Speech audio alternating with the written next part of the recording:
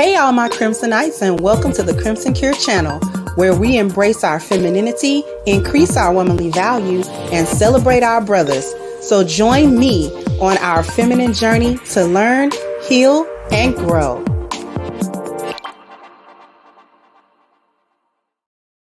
Hey there, my Crimsonites, and welcome to the Crimson Cure channel. I'm your host, femininity coach, and author of the Crimson Cure, and this is my perspective. So I have been requested to respond or examine the contents of a particular video of an older Black woman who is ranting on TikTok, yet another one, ranting on TikTok about being called, quote unquote, used goods, or being told that she's, not the first choice. She's not prime choice anymore. And you're going to hear it's a typical rant, and I'm going to let it play through. But what's going to happen is you're going to hear the typical stuff. We're going to break that down in a little bit of a new perspective, because they all have a playbook, which is why they all sound the same. But without further ado, let me go ahead and let me play this for you. Here we go. So I'm really curious to know, who have you been thinking that when a woman is over 35 years old and has children that she's fucking washed? So I was just on the phone with somebody that I know, and not my mean or anything like that, but these bangs is in my eye. But telling me that because I'm 39 years old that I'm like basically used goods because I'm 39 years old. So forget my my accomplishments, forget my things that I've made come true in my life, forget the fact that I'm a multimillionaire, forget the fact that I have a very successful business, forget the fact that my kids are working for themselves, forget all of that. I am basically used goods because I'm 39 years old. Baby, I only had 4 relationships. This puss ain't motherfucking been that used. It ain't been that motherfucking used. So how am I washed? How am I used goods?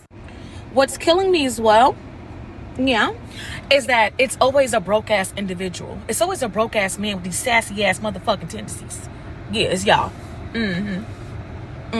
They come at women like me, and you're mad because I don't want you, and you can't afford me, and I'm not... You should start dating motherfuckers in your tax bracket.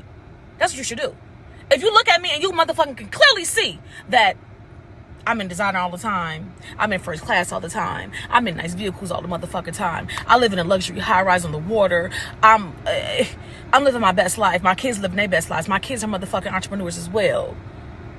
Why are you mad? As a matter of fact, what you probably should motherfucking do is fill out an application to come work for me, because you will probably make more money and be able to actually do something for me if you worked for me versus where you actually work at with your non-car clown living with your parents over 40 having ass. Yeah, honestly, I really don't fucking get it. So all of you bozos that have podcasts and a mic that don't do nothing but just shit on women, in particular Black women, all fucking day long, what are the likeliest women that you can't even fucking get or even motherfucking be able to even goddamn smell? Y'all should motherfucking shut up. That's what the fuck y'all should do. Shut up. Yeah. Because at this point, it's like, or matter of fact, y'all should all date each other. The men's should all date each other. And I mean the straight men's. Y'all should date the other straight men's. Yeah, because y'all motherfucking are the prizes now, right? And so fucking sassy. So y'all should just date each other. Yeah. That's what it's giving.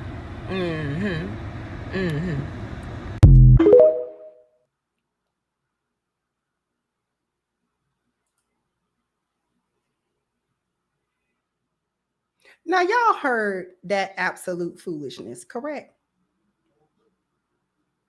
Y'all heard that absolute foolishness, did you not? She went on a whole entire rant, not saying anything of any import.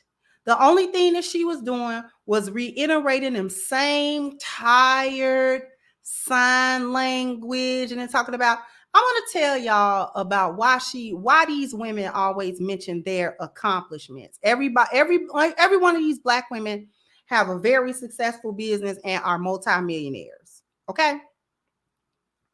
I'm going to tell you why she's not a multimillionaire. Because of one thing she said. Two, really. The first thing that she said that I call cap on her being a millionaire is her saying she's in designer all the time.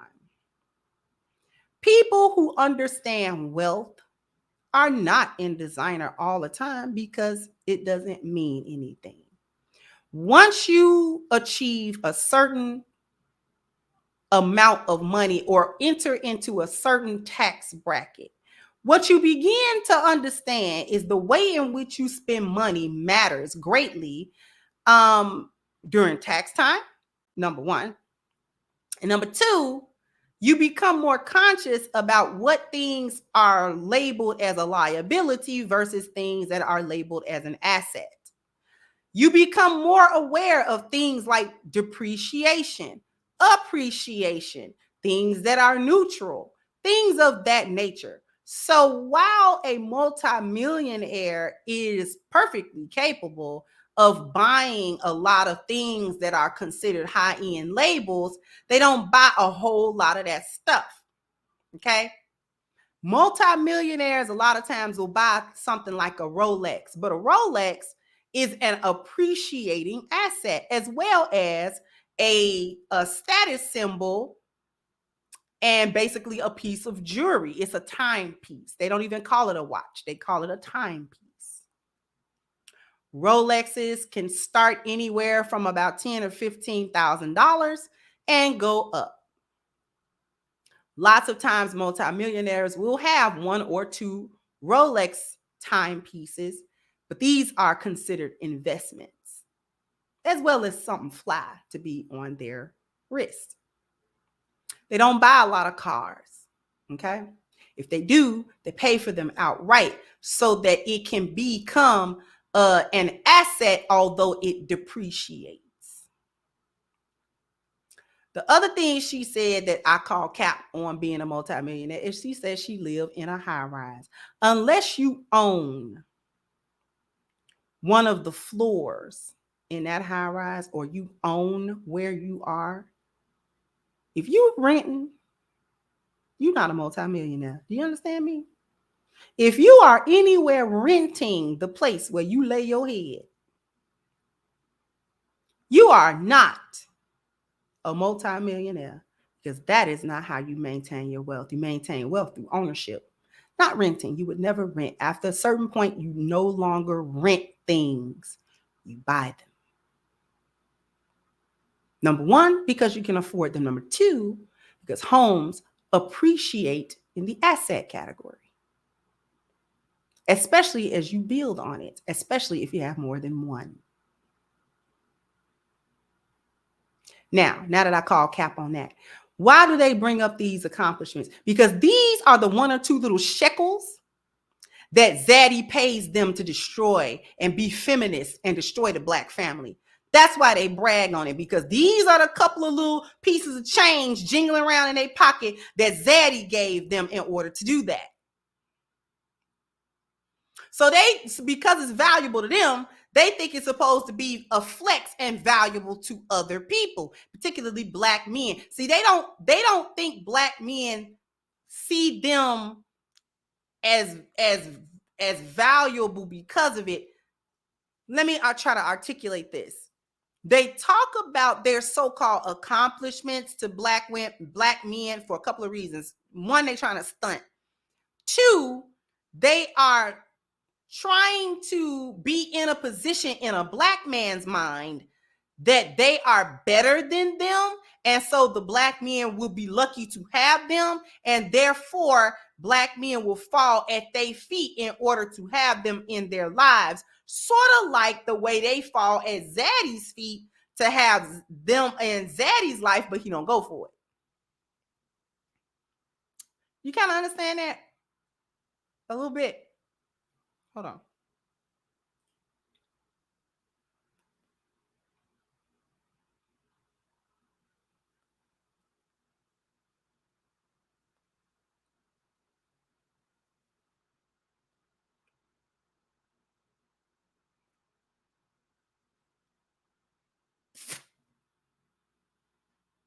Oh, okay. Sorry about that. Nothing worse than getting a hair. Anyway.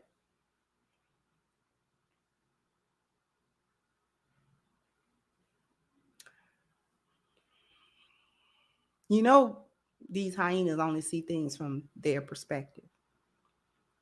They don't have another viewpoint. Still talking about what she was able to do. You're not used. It hasn't been ran through, but you got kids, ma'am, and no husband. You ran through enough. I don't care about you having 4 relationships. How many men did you have in between them relationships and or during those relationships? See, stop playing games. Stop playing games.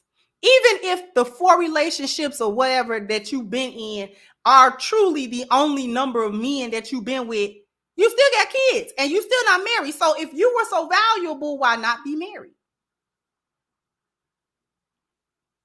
I was talking to somebody on the phone, somebody I know. I would hope that you wasn't talking to a stranger on the phone and he wasn't my man. And yes, he was. He was a man she was interested in. Let's talk about that. See, you got to read in between the lines. These hyenas think they smart.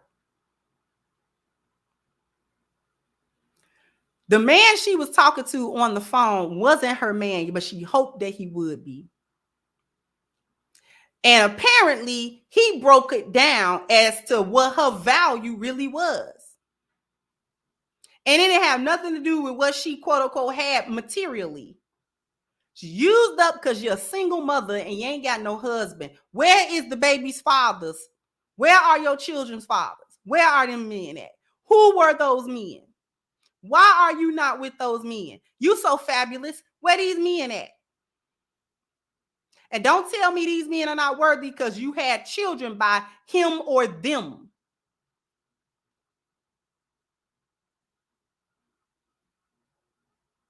So don't nobody want to hear about them little shekels, okay? And them little sixpences that Zaddy done gave you, that school daddy done gave you that you took up on, that you think is worth something, okay? You still ain't figured out you been had. Since you got your degree and you know every fucking thing. You still ain't figured it out. You have not figured out your worth as a woman yet. You will never be Mrs. Cartwright, ever. And I hope them men, whoever you're talking to, keep on telling you about what it is. You just displayed how low value with the mindset, the fact that you couldn't even hear what he said to think about what was said instead of being offended by it. So quick to want to be offended. You the one allowed your value to go down by having children with no husband.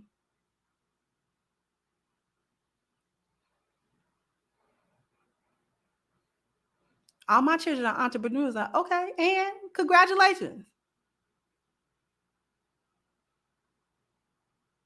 Wonder what the relationship is between you and them. Because just because you had money or tried to make sure that they had money don't mean they rock with you.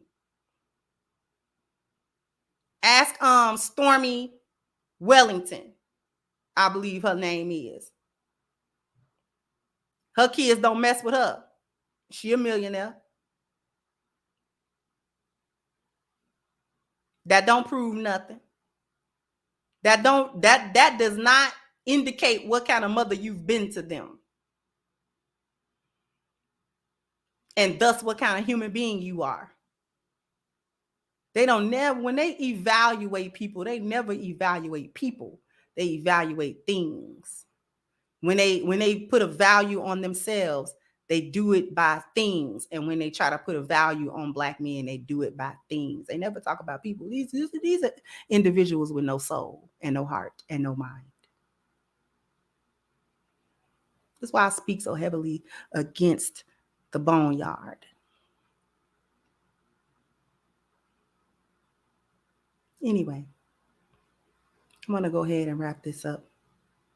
I want everybody to jump down into the comment section to let me know what you think. Like, share, subscribe to the channel. If you've not, once again, I'm your host, The Crimson Cure, and this is my perspective.